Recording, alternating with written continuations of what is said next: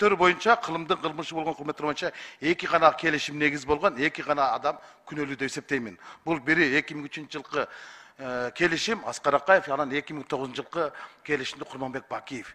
Биринде биз үмүтүбүздөн, үлүшүбүздөн ажырасак, экинчисинде үмүтүбүздөн ажырганбызда.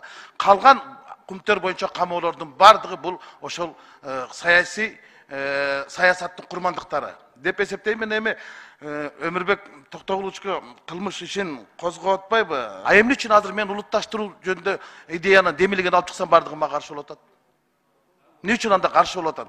Мына менин колумда мамлекеттик комиссиянын корутундусу 800 беттен турат. Ошол 800 беттин бир дагы бетинде Бабанов деген сөз жок. 2013 жылкы мамлекеттик комиссия Темир Сариев жетектеген бир дагы жеринде Бабанов жөнүндө сөз жок. Анан эмне үчүн аларды азыр абакка салып салды да. Эми чын-чынына келгенде, эгер Күмтөр менен чыныгы акыйкат иликтөө боло турган болсо, акыйкат саясат тура турган болсо, анда 2003-2009 менен башташ керек болчу.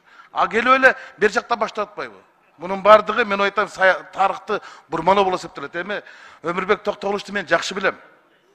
Биз партиялаш болбосок дагы жеңилин айтсам жердеш болобуз. Анын бизнеске кандай келгенин тетиги Бакирдин Жамалович билет, саясатка келген мен жакшы билем.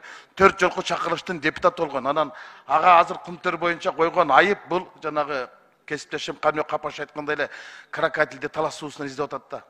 Эгер ошондой эле чындан эле ошондой кылмышы боло турган болсо, Өмүрбек Токтогулович 2012 жылы өкмөттү баштап турган кезде Темир Сариев финансы министри болчу, экономика министри болчу, Акылбек Жапаров финансы министри болчу. Анда алардын да жоопкерчилиги каралыш керек. Өкмөт мүчөлөрү катары мына экөө тең эки жолу мамлекеттик комиссияны жетектеген мына ошол корутунду менин колумда турат.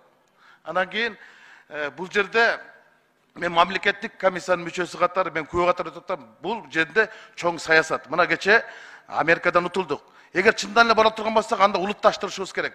Арбитраж соттон утулсак утулабыз, бирок аферисттерден кутулабыз деп.